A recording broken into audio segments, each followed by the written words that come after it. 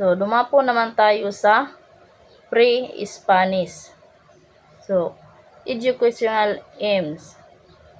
The first one is for survival and conformity. So, ang mga tao noon sa panahon ng pre-Spanish ay nakatuon lamang para mabuhay o magpatuloy sa buhay. Halimbawa, yung paghanap nila ng pagkain, ay pangangaso at ang trabaho, kaligtasan at pagsunod o pakiayon sa rules, kultura o maasahan sa lipunan. For enculturation, tinuturuan ang mga bata ng pagmamano, paggalang sa nakakatanda at pagsunod sa magulang. Training, domestic course and practical, occupational honing of skills in hunting, farming, etc. So, mga gawaing bahay tulad ng paglilinis, pagluluto at pag-aalaga. Mga kasanayan na ginagamit sa trabaho o pangkabuhayan. So, paghahasa o pagpapahusay ng kakayahan. So, ang kanilang paraan ng paghahanap ng pagkain ay yung pangangaso, pagsasaka at iba pang hanap buhay. Teaching method. So, tell me and show me or demonstration method.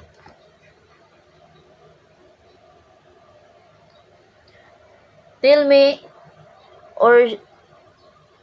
and show me or demonstration method, isang paraan ng pagtuturo kung saan ipinapaliwanag muna ng guro ang isang gawain, tapos pinapakita kung paano ito gawin para mas madaling maintindihan ng estudyante.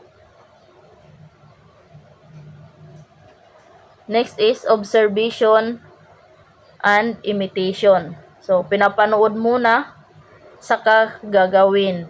So, tinuturo kung paano gawin ng isang, halimbawa ng isang magulang, tuturo sa kanyang anak kung paano gawin at gagawin ng kanyang anak.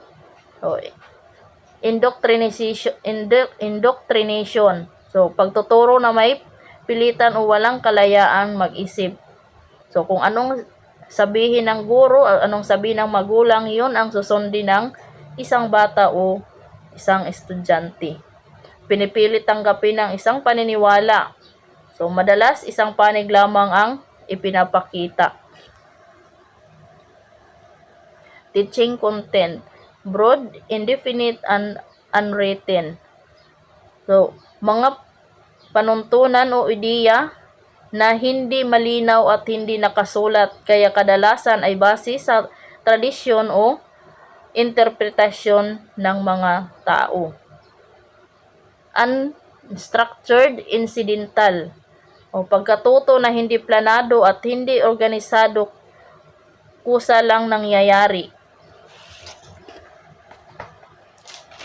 Evident to support the claim that Filipinos had an elaborative civilization prior to Western contact.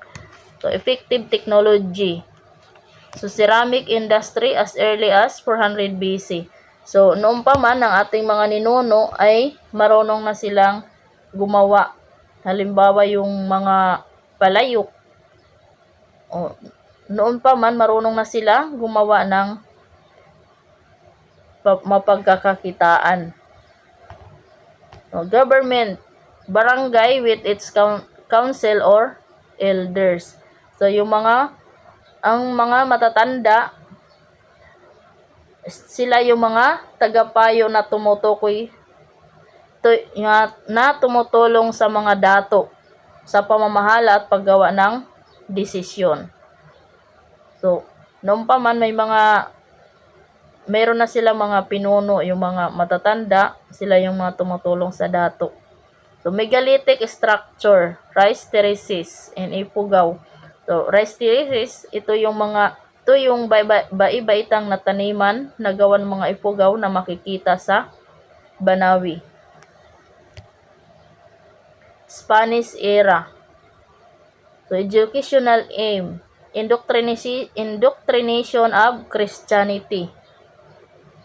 So, pagpapalaganap ng relihiyong Kristyanismo sa paraang hinihikayat o minsan pinipilit ang mga tao na maniwala at sumunod dito. Promotion of the Spanish language. So, pagpapalaganap at pagtuturo ng wikang Espanyol upang ito ay magamit ng maraming tao. Imposition of Spanish culture. So, sa pilitang pagpapasunod sa kultura ng Espanya na nagbabago sa tradisyon at pamumuhay ng mga Pilipino. Teaching method, dictation. So, ang guro ay nagbabasa at nagsasabi ng mga salita ng mga estudyante naman ay nakikinig at isinusulat ng tama. Memorization. Ito yung pagkakabisado at pagsasaulo ng mga impormasyon upang maalala ng hindi tumitingin sa libro o kahit anong kagamitan na kung saan nakasulat. Kailangan isaulo o kabisaduhin ng isang estudyante. Other techniques such as murmuruan sinakulo. Ito yung pagtatanghal sa entablado na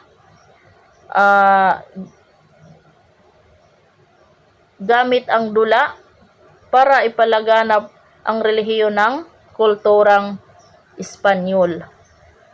The media of instruction.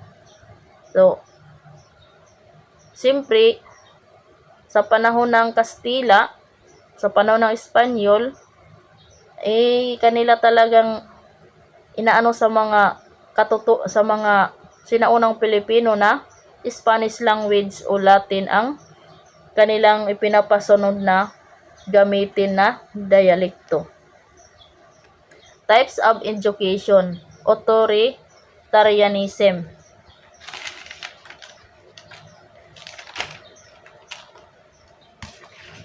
So, pamumuno na mahigpit at kontrolado ng isang kapangyarihan kung saan kaunti ang kalayaan ng mga tao. So, sumusunod lamang ang ating mga ating mga ninuno kung ano ang mga panuntunan ng mga Espanyol. So, teacher dominated. So, guro ang may control at limitado ang partisipasyon ng mga estudyante. So, teacher-centered.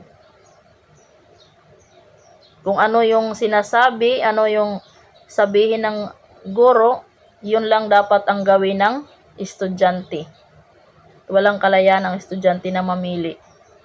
So, subject-centered. Nakatuon sa aralin o subject at hindi sa individual na pangangailangan ng estudyante. Imposition of severe discipline. So, mahigpit na pagpapatupad ng mga patakaran o disiplina, kadalasan gamit ang parusa o pagbabawal.